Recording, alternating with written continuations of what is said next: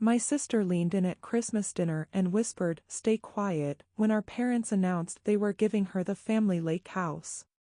So I didn't say a word. I simply pulled out my phone, opened my banking app, and showed her the screen. Her face went completely white. Because what she saw was the $200,000 loan I'd given our parents 5 years ago to save that exact house from foreclosure, a loan they'd promised to repay and never mentioned again. My name is Margaret Chen, I'm 72 years old, and that silent moment at the dinner table revealed 40 years of family secrets in less than 10 seconds. If you've ever been told to accept unfair treatment quietly, or discovered that your family's version of events was built on convenient lies, hit that like button right now and share your thoughts in the comments. What would you do if your generosity was erased from family history? I read every single comment. Let's hear your stories. December 2019. I was 67 years old, retired from a successful career in corporate finance, and had been looking forward to Christmas dinner at my parents' house in Lake George, New York. The house itself was the centerpiece of our family history, a beautiful property right on the water that my grandparents had built in 1952. My father had inherited it, and it had been the site of every major family gathering for decades. I arrived early to help with preparations, carrying homemade cranberry sauce and a sweet potato casserole I made every year. My mother, Dorothy, now 89, was directing operations from her chair in the kitchen, her mobility limited but her commanding presence intact.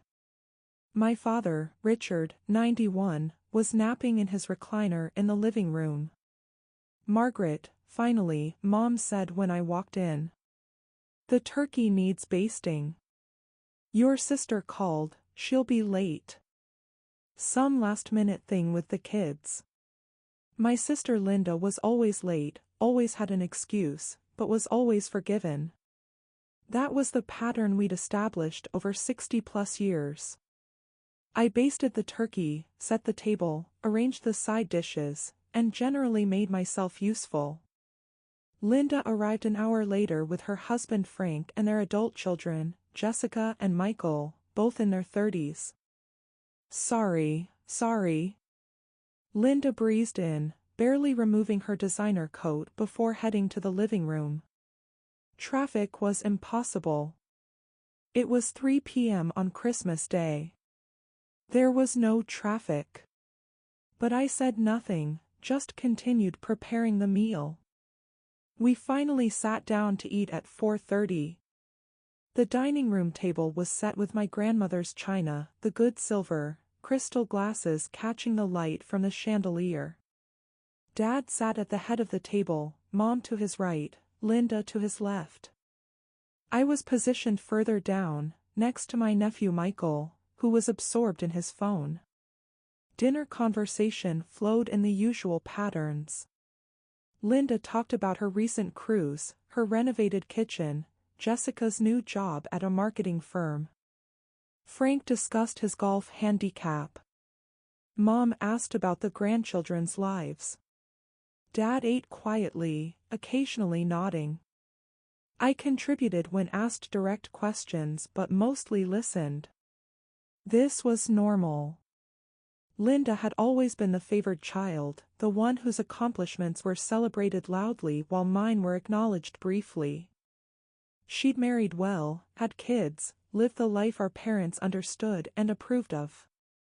I'd focused on career, married late, divorced after 10 years, never had children. Different paths, different levels of family approval. As we finished the main course and Mom started directing the dessert service, Dad cleared his throat. "Before we have pie, your mother and I want to make an announcement." Everyone looked up. Dad continued, his voice a bit shaky but clear. "We've been thinking about the future, about what happens to this house when we're gone. We've decided to transfer ownership now, while we're still here to see it enjoyed." My heart beat faster. The lake house was worth at least $800,000, possibly more. It was prime waterfront property in an area that had appreciated significantly. But more than the monetary value, it held all our family memories. Summers swimming in the lake, bonfires on the beach, Thanksgiving dinners, Christmas mornings. "We're giving the house to Linda and Frank," Mom announced, smiling at my sister. "They'll take over the property taxes and maintenance, and we'll stay here as long as we're able. Then it becomes theirs completely." Linda's face lit up with surprised delight. "Mom, Dad, are you serious? This is incredible." Frank was already calculating, I could see it in his eyes. The financial implications, the value, the inheritance secured. Jessica and Michael were thrilled, already talking about bringing their future families here. I sat very still, processing. The house was being given to Linda. Not split between us. Given entirely to her. "Margaret, you understand, don't you?" Mom said, turning to me. "Linda has the family, the grandchildren. It makes sense for the house to stay with them. You have your career pension, your own assets. You don't need this." I opened my mouth to respond, but Linda leaned toward me, close enough that only I could hear. "Stay quiet," she whispered. "Don't make a scene. They've made their decision." Something in her tone, the assumption that I'd simply accept this, that I'd stay silent while being erased from my own family legacy, sparked something cold and sharp inside me. I didn't say a word. Instead, I pulled out my phone from my pocket. Slowly, deliberately, I opened my banking app. I pulled up the transaction history I'd kept meticulously organized. And I turned the screen toward Linda, making sure she had a clear view. Her eyes focused on what I was showing her: bank transfer to Richard and Dorothy Chin, June 15, 2014, $200,000. Her face drained of color instantly. "What's wrong?" Frank asked, noticing her reaction. I still didn't speak. I simply turned the phone so the rest of the table could see. Dad's eyes widened. Mom's hand went to her mouth. "What is that?" Jessica asked, confused. I found my voice then, calm and steady. "That's the $200,000 I loaned Mom and Dad 5 years ago to save this house from foreclosure. The loan they promised to repay. The loan that apparently no longer exists in the family narrative." The silence was deafening. Linda's mouth opened and closed. "You never told us they were in financial trouble," Frank said to his in-laws. "Because Margaret made us promise not to," Mom said quickly. "She said it would be embarrassing for us. That we shouldn't tell Linda." "That's not exactly how it happened," I said quietly. "You asked me not to tell Linda because you were ashamed. I agreed because I thought we were protecting your dignity. I didn't realize I was also erasing my own contribution to saving this house." Dad spoke up, his voice defensive. "We've been paying you back. We send you money every month." "You send me $500 a month," I corrected. "At that rate, it would take over 30 years to repay the loan, and we never formalized that arrangement. You've paid back $30,000 in 5 years. You still owe me $170,000. The number hung in the air. Linda found her voice. "You never mentioned this." "Not once. Because I was asked not to. Because I was told it was a private matter between me and our parents. Because I thought I was helping family without needing recognition." I looked at my parents directly. But apparently, when it comes time to divide assets, that help doesn't factor into the equation at all. Mom's eyes filled with tears. Margaret, we're grateful. We are. But Linda has children. Grandchildren. The house should go to the next generation. I understand the logic, I said. What I don't understand is how you can give away an asset I saved while still owing me the money I loaned you to save it. That's not gratitude. That's erasure. Frank was doing math in his head. So technically, Margaret has a $170,000 claim against the house. I don't want a claim, I said. I want honesty. I want acknowledgement. If you'd come to me and said, Margaret, we know you saved this house, but we want to give it to Linda anyway, how do we make that fair? We could have had a conversation. Instead, you made a unilateral decision and expected me to stay quiet about it. Linda's face was red now. You're making this about money. That's so typical of you. Everything's a transaction.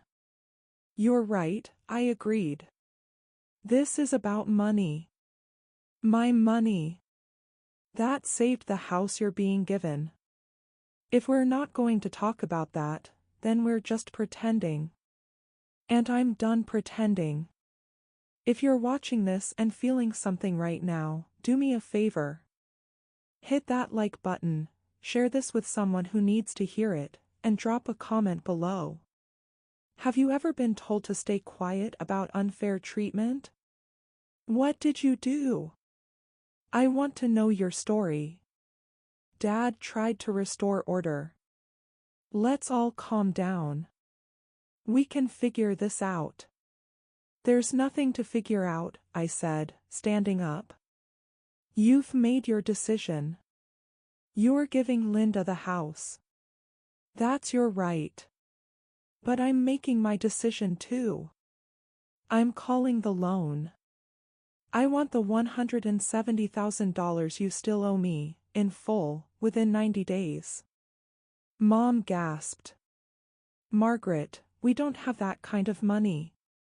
Then you'll need to take out a home equity loan. Or Linda can assume the debt when she takes ownership. Or you can sell the house and split the proceeds fairly. Those are your options. You can't do this, Linda said, standing up too. You can't just demand money back like this. It was a gift. It was a loan, I corrected firmly. I have the bank records. I have the emails where Dad called it a loan and promised repayment. I have 5 years of $500 monthly payments that prove it was always understood as a debt, not a gift. Frank was looking at Linda with new eyes. You knew about this? No. Linda said quickly. I had no idea they were in trouble. No idea Margaret had given them money. Loaned, I corrected again. And that's part of the problem. I was written out of the story. My contribution was hidden, minimized, forgotten. And now you're all surprised when I refuse to continue that pattern. Jessica spoke up, her voice careful. Grandma, Grandpa, is this true? Did Aunt Margaret really loan you that much money? Dad nodded slowly. Yes. The property taxes had gotten out of control. We'd missed several payments. The county was moving toward foreclosure. Margaret found out and offered to help. Offered after you called me crying, I added. After you begged me not to let you lose the house your parents built. I emptied my retirement savings to help you. I didn't hesitate because you're my parents and this house matters. So why bring it up now? Mom asked. Why ruin Christmas? I'm not ruining Christmas. I'm responding to having my generosity erased. Linda told me to stay quiet. I showed her exactly why I won't stay quiet anymore. You want to give her the house? Fine. But not while pretending I didn't save it first. Not while still owing me money you apparently never planned to fully repay. The dinner was effectively over. No one touched dessert. Linda and Frank gathered their kids and left quickly, Linda shooting me furious looks on her way out. My parents sat in stunned silence. I cleared my plate, rinsed it, and put on my coat. Margaret, please, Mom said. Don't leave like this. How should I leave? I asked. Should I stay quiet like Linda told me to? Should I pretend this is fair? Should I accept being treated as less important than your other daughter while simultaneously being expected to fund your lifestyle? That's not fair, Dad said. Isn't it? You took my money when you needed it. You made me promise silence when it served you. And now you're giving away what I saved without even consulting me. That's the definition of using someone. I walked to the door, then turned back. I'll have my attorney send formal notice of the loan repayment requirement. You have 90 days. Merry Christmas. I drove home to my condo in Albany, 3 hours away, my hands shaking on the wheel. I wasn't angry exactly.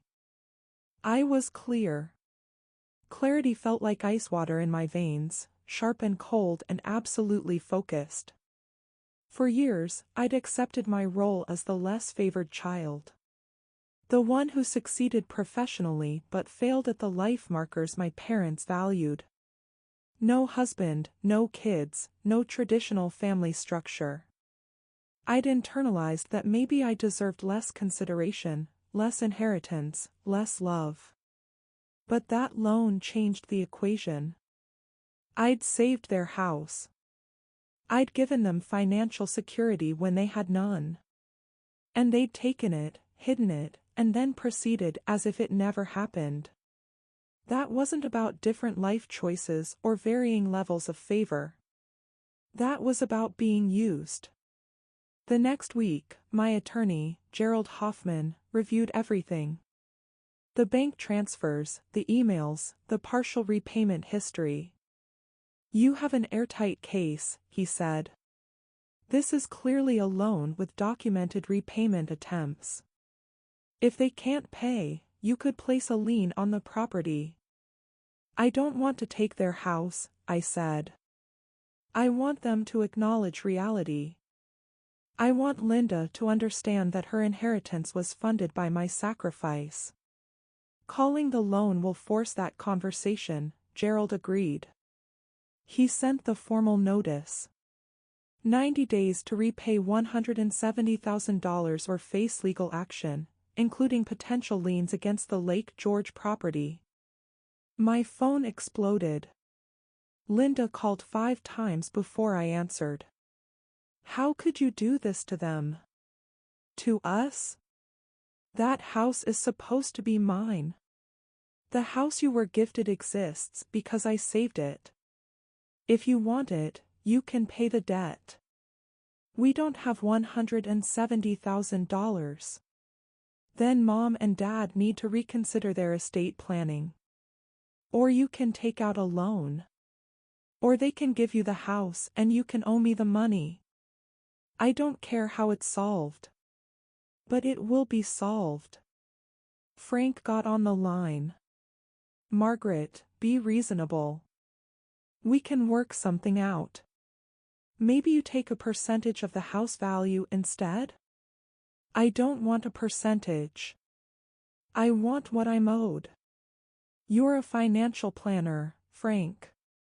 Tell me I'm being unreasonable for expecting a loan to be repaid. He couldn't.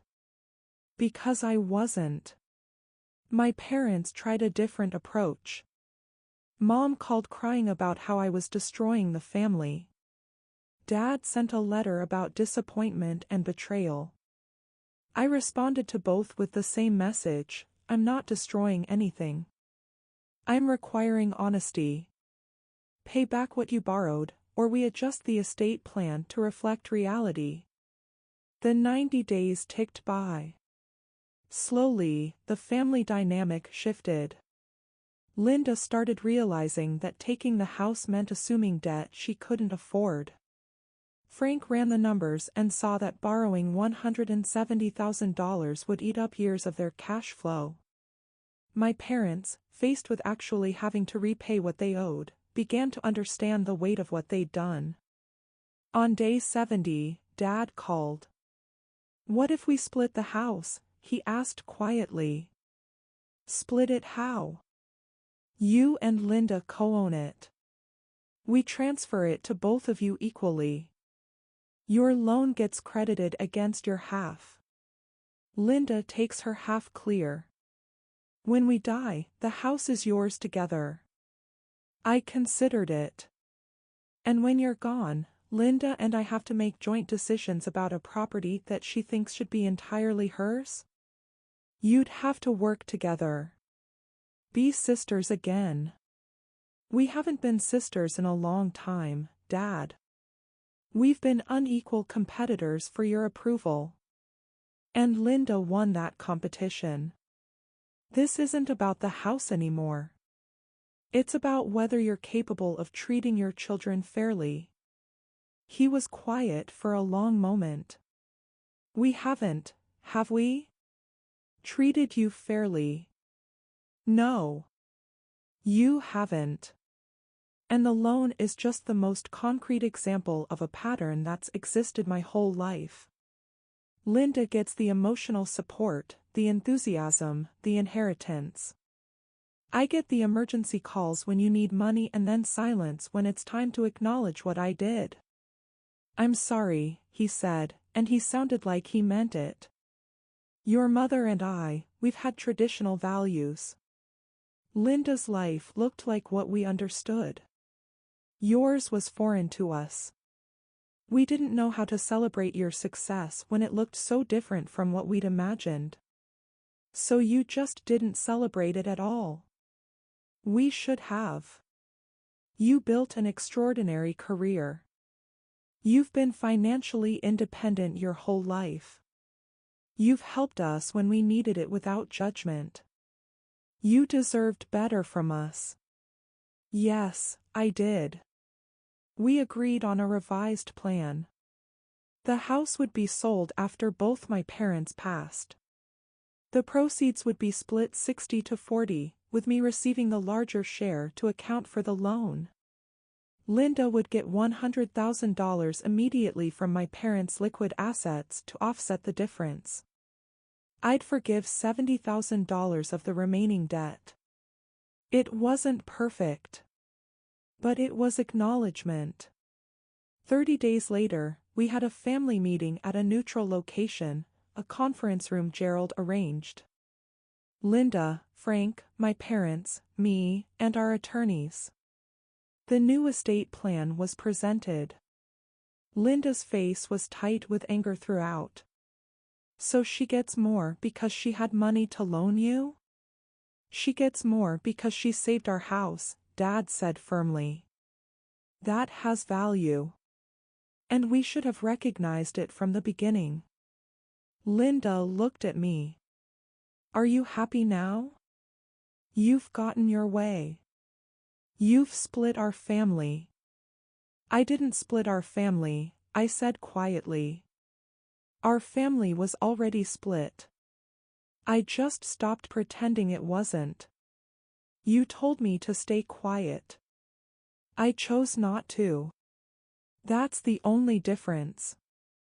We signed the papers. The meeting ended with cold formality.